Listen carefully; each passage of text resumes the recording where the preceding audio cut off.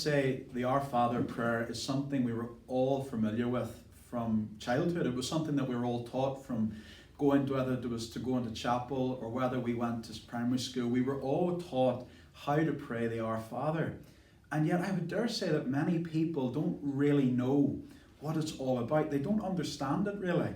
And with Ireland, often people know things about God, but they don't understand it. And today what I want to do is just start a wee series on the Our Father prayer, which is a prayer that Jesus taught us to pray. Some people call it the Our Father, some people call it the Lord's Prayer, but it's the prayer that Jesus gave to his disciples.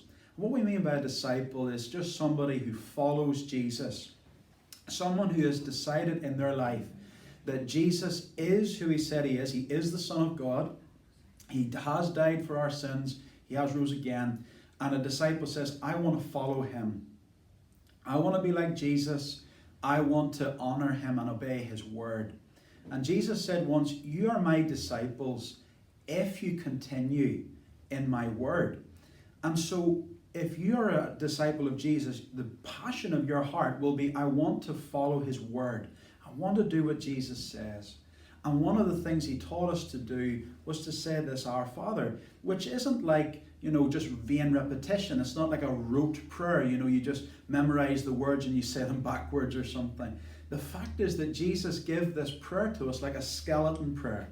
Because most people I meet, and most people maybe you meet, if you ask them, do you pray? They say, yeah, but I would like to learn how to pray. I really don't know how to do that.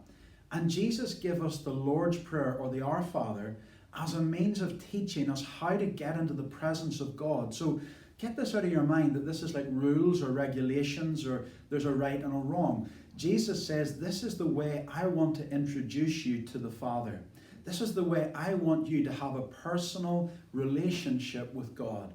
And so I want to read a few verses, if I may, today from Matthew's Gospel, where Jesus gives this in the Sermon on the Mount. And it's in Matthew chapter 6.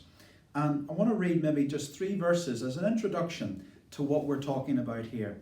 And this is what Jesus says to all these thousands of people that are hanging on his very word. He says in verse 5, and when you pray. So it's not if you pray. If you're a disciple of Jesus, it's not about if you pray, it's when you pray. Prayer is the Christian's native breath. It is his native air. It's what we were made for. It's as if you're truly a follower of Jesus, there's this desire, this appetite to get before God and to spend time with God. And Jesus said, when you pray, you will not be as the hypocrites. Now, that may trigger a button or two with some people.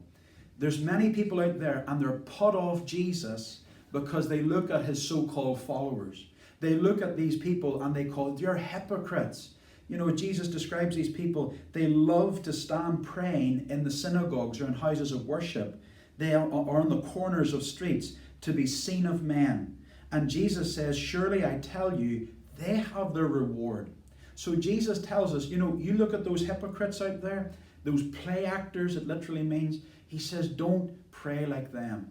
Don't pray for others to sort of congratulate you. Don't pray for their entertainment. Your desire is to focus on God. But Jesus talks about another sort of group of people that we're to avoid being like as well. And you read in verse 7, it says, and when you pray, do not use vain repetitions as the heathen do, for they think they will be heard for their many words. Now, Jesus said, don't pray like a hypocrite who's all religious and all showy and all trying to show off, but he's not getting through to God. And Jesus says, don't be like the heathen, or the Gentiles, literally means they're, or pagans. And what they do is use vain repetitions. They keep saying these rote prayers, these mantras, these little buzz statements, these, praying the same thing time and time again, And even in Ireland, that there's a belief that if you say something again and again and again to God, that sort of grinds God down. It doesn't. You can't manipulate God. So Jesus says, don't be like the hypocrites, like religious people. And he says, don't be like the heathen, who are like pagan people, because they believe that they're heard because of their much praying. But what we learn in the middle is verse 6. Where Jesus says, this is how you will pray. He said, when you pray, go into your room. So it doesn't even say go to church. It doesn't even say go to the cathedral. It says go to your own space. Get alone with God. That's the best advice I could give to anybody. Get alone with God. And Jesus says, and when you have shut your door, pray to your Father who is in that secret place. Jesus makes a promise. If you set a room aside to meet God, you'll meet God.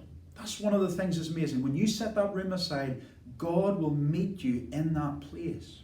It says, your Father which is in the secret place, and your Father who sees in secret will reward you openly. And that's how Jesus taught us to pray. Don't be like the hypocrites that are all just showy and all just there to let other people see them.